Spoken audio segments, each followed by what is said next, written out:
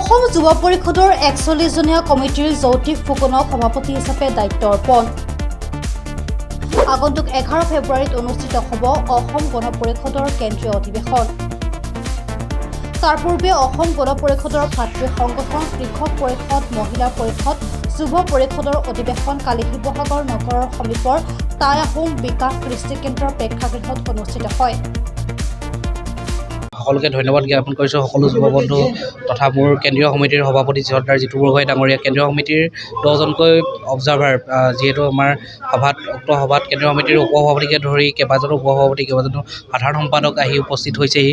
জিলা সভাপতি ঘন গগৈ ডাঙৰীয়া উপস্থিত হৈছে, বিভিন্ন দলীয় কৰ্মী নেতাসকল উপস্থিত হৈছে। আৰু এই আজিৰ সভাই মোক দ্বিতীয়বাৰৰ বাবে শিৱসাগৰ বিধানসভা সমষ্টিৰ সভাপতি হিচাপে মনোনীত কৰিছে। ইয়াক লৈ মই নথৈ আনন্দিত। আগন্তুক দিনত শিৱসাগৰ সমষ্টিটোৰ কাৰণে কাম কৰি যাম। সমষ্টিটোৰ উন্নতিৰ কাৰণে, যুৱ বন্ধুসকলৰ উন্নতিৰ কাৰণে কেনেকৈ কি কাম কৰিব লাগে, আগন্তুক দিনত আমি কিদৰে আগবাঢ়িব পাৰোঁ তাৰে কৰিম।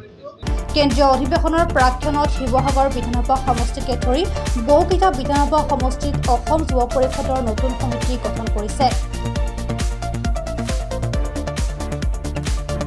শিৱসাগৰৰ টাই বিকাশ কেন্দ্ৰত সাধাৰণ সভা আয়োজন কৰি অসম যুৱ পৰিষদৰ ৪১জনীয়া কমিটিৰ যৌতিক ফুকনক সভাপতি হিচাপে দায়িত্ব অৰ্পণ কৰে। কমিটিয়ে আগন্তুক দিনতো পূৰ্বৰ দৰে যুৱ প্ৰজন্মৰ বাবে নাগৰিক সমাজৰ কাৰণে কাম কৰি যাব বুলি প্ৰতিশ্ৰুতি দিয়ে। নেকি অহা ফেব্ৰুৱাৰী 11 তাৰিখে অসম গণ পৰিষদৰ কেন্দ্ৰীয় অধিৱেশন আছে আৰু কেন্দ্ৰীয় অধিৱেশনৰ প্ৰাক মুহূৰ্তত আমাৰ ভাতৃভগ্নী সংগঠন, আমাৰ কৃষক পৰিষদে হওক, মহিলা পৰিষদে হওক, যুৱ পৰিষদে হওক, আটাইবোৰ ভাতৃভগ্নী সংগঠনৰ অধিৱেশনবিলাক অনুষ্ঠিত হয়।